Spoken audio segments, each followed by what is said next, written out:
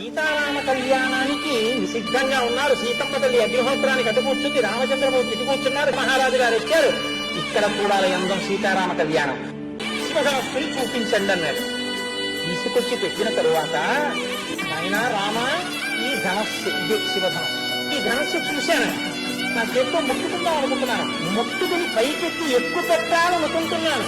ఆయన వెంటనే ఆ ధనస్సు యొక్క మధ్య భాగాన్ని పట్టుకొని ఏడగా ఇలా పైకెత్తేయడం, కాలు విప్పేయడం, ఇంటికి వంచడం, కట్టేయడం జరిగిపోతుంది. కలగల ధ్వనులతో శివధనస్సు విరిగి కింద పడింది. రాముణ్ణి చూసి అన్నారు, ఈమె సీత ఎంత సంతోషమో, నా కూతురు. ఎందుకు ఇస్తున్నాడో తెలుసా? ధర్మంలో నిన్ను అనుసరించి ఉంటుంది. ఈమె వివాహములకు పూర్వం చేసిన నోములన్నీ మంచి భర్త కోసం, వివాహం తర్వాత చేసే వ్రతాలన్నీ నీ యొక్క అభ్యున్నతి కోసం, నీడ అనుసరించినట్టు నిన్ను అనుసరిస్తుంది. అటువంటి పిల్లని నీకు ఇస్తున్నానని చెప్పి రామచంద్రమూర్తి చేతిలో సీతమ్మ తల్లి చెయ్యి పెట్టి సీతారామ కళ్యాణం చేయించారు.